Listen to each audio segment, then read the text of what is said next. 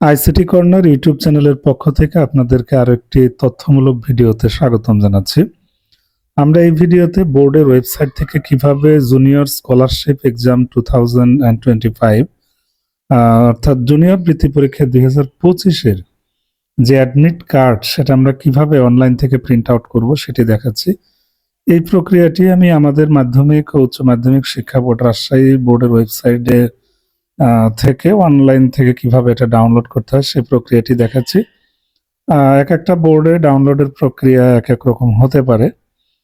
যাই হোক, আমরা বোর্ডের ওয়েবসাইটে চলে আসব। আসার পর আমরা একটু নিচের দিকে আসব। এখানে বেশ কিছু অপশন আপনারা পেয়ে যাবেন। তন্মধ্যে আপনারা এই যে নিয়মিত শিক্ষার্থীদের রেজিস্ট্রেশন কার্ড বা প্রবেশপত্র বলে একটা অপশন আছে, দেখবেন বাম দিকে। সো এখানে প্রবেশপত্র, রেজিস্ট্রেশন কার্ড এগুলো ডাউনলোডের অপশন আছে। সো আমাদের যেহেতু প্রবেশপত্র ডাউনলোড করতে হবে, সো আমরা অ্যাডমিট কার্ড বা প্রবেশপত্র এই অপশনে ক্লিক করব। ক্লিক করার পরে আমাদের এখানে মূলত আমরা রেজিস্ট্রেশন কার্ডের সময় বা রেজিস্ট্রেশনের কাজ অনলাইনে যখন করেছি প্রতিষ্ঠানের ইউজার আইডি এবং পাসওয়ার্ড ব্যবহার করে, সেটা এখানে সতর্কতার সাথে দিতে হবে। দিলে প্রতিষ্ঠানের ড্যাশবোর্ড প্রদর্শিত হবে। আমাদের এই ড্যাশবোর্ডের নিচে মূলত অনেক অপশন আছে। এখানে দেখবেন যে অ্যাডমিট কার্ড বলে একটা অপশন আছে, সেখানে ক্লিক করলে অনেকগুলো মেনু প্রদর্শিত হবে।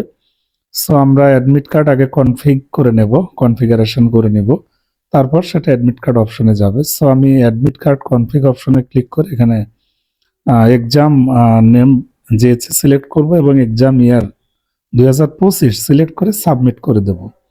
উপরে দেখতেই পাচ্ছেন অ্যাডমিট কার্ড কনফিগারেশন। যাই হোক, এইভাবে আপনারা তথ্য দিয়ে সাবমিট করে দিলে তথ্যগুলো সাকসেসফুলি কিন্তু সাবমিট হবে। তারপর আপনি যতজন শিক্ষার্থীর অনলাইনে ফর্ম পূরণের কাজ করেছেন তাদের তথ্যগুলো মূলত অ্যাডমিট কার্ড ডাউনলোড এই অপশনে কিন্তু রয়ে গেছে, বা অ্যাডমিট কার্ড প্রিন্ট এখানে রয়ে গেছে।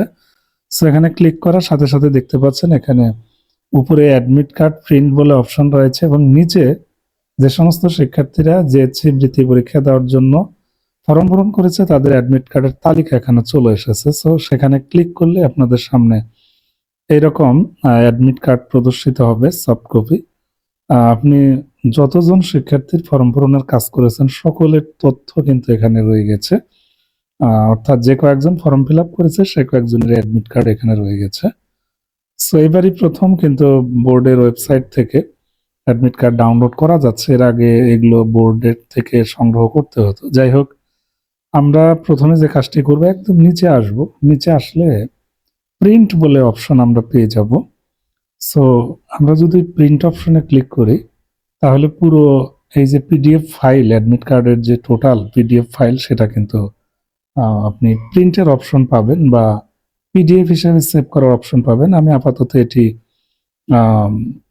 পিডিএফ ফাইলটা ডাউনলোড করেছি।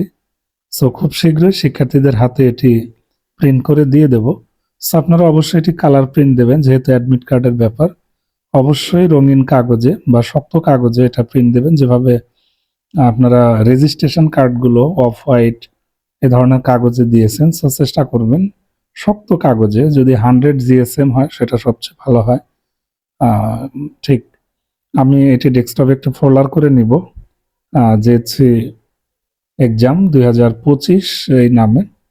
সো এইভাবে আমি ফোল্ডারটা করে নিয়ে সেই ফোল্ডারের মধ্যে এটা রেখে দেব। সো আপনারা কিন্তু খুব সিম্পলি এখন এই কাজটি করতে পারবেন। গতকাল থেকে অনেকেই চাচ্ছিলেন যে স্যার অ্যাডমিট কার্ড ডাউনলোডের ভিডিও দিবেন। যেহেতু আজকে থেকে ডাউনলোড করা যাচ্ছে, সো আমি আপনাদের জন্য ভিডিওটি তৈরি করলাম।